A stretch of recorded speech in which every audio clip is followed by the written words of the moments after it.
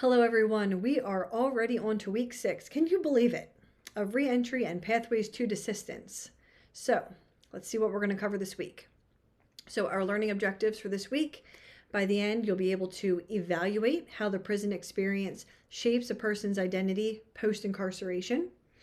You'll compare the narrative identity theory and the theory of cognitive transformation in the context of desistance from criminal offending, as well as illustrate how increases in agency, communion, and spiritual resources, as well as generative activities, can support desistance from crime.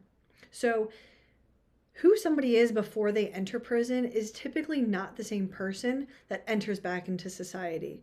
So, what we're going to do this week is really dive into how the prison experience can shape a person's identity by looking at some different research and firsthand accounts from individuals who were incarcerated. So we're going to look at the factors that can improve the chances of successful reentry, as well as conditions or situations that may play into hindering their success. It's important to understand two major theories that are going to explain these phenomena, including narrative identity theory, and then the theory of cognitive transformation, specifically when we're looking at the context of desistance from offending.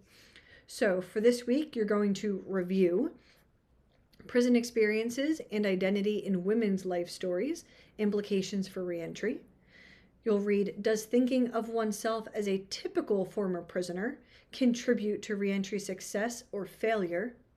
You'll read chapter 9 of Homeward to get an idea of how this plays out. And then you'll watch the Voices of Reentry, episode 3, Portraits to Freedom video. So what are you going to do this week? Well, you're going to submit your week 6 quiz question and complete the week 5 quiz. You will schedule a check-in call. So the check-in call, it will be on a shared, I use Google, like an Excel spreadsheet. So you'll pop your name into one of the open blocks, and we're going to meet over next week to just see how your semester's going for you so far. I know sometimes students don't really like to reach out, ask questions. I just want to make sure that you know where you stand in the class as far as your grade, but also to see if you have any questions for me, see how you're finding the class overall. I know you all will fill out evaluations, but if there's things that I can tweak or tailor now before we get into the second half of the semester, I would much prefer to do that. So I really, really welcome your honest and open feedback on how you're finding the class, how you're finding the assignments. There's some more information on this inside of this week's module. So you're just going to schedule that check-in call now so that I can plan my days accordingly. And then what you'll be doing is submitting a post-incarceration identity poster. So for somebody who's not creative, I keep giving you creative assignments. So what you're going to do is, using Canva, you're going to create a poster that we could essentially hang in prisons that would encourage inmates toward a life of desisting from crime. So I want you to be creative with this assignment using pictures and visuals. You want to catch the attention of inmates. So what you need to remember is your audience in writing. You're not making this poster for me. You're making this poster for inmates. So consider possible education levels. Consider struggles they may have, mental health, substance abuse. Consider the involvement of their families. Maybe they don't have families who are involved. Consider their children.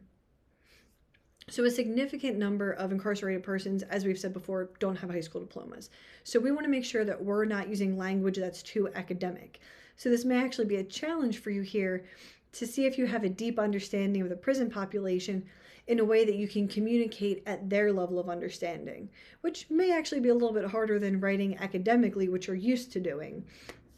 So what you're going to include in this assignment are the ways in which the prison experience can shape the person's identity. So remember, we want to encourage them to use their experiences in such a way that they'll then desist from criminal activity. Also consider common themes that are found among post-incarceration identities of those who desisted from criminal offending. Incorporate those into there. For some inmates, it may help seeing or hearing, well, I guess they'd be seeing, it's on a poster, and stories of others who have been successful re-entering society, who maybe had some of the same challenges they did or some of the same experiences. And then what types of programming, services, or interventions could they participate in to reduce their risk of reoffending once they're released? Assume that this prison has the services and programs and the funding available to deliver this to the inmates. So there's not long wait lists and all of those other things. And here's a little hint. It's not just education and employment. Again, consider their mental health, consider substance abuse, consider how important social supports, families, and children are as a source of inspiration for offenders to change that identity of themselves into one that's not one who engages in criminal behaviors anymore. So those are your assignments for the week. As always, if you have questions, please reach out. And I hope everyone has a wonderful, wonderful week.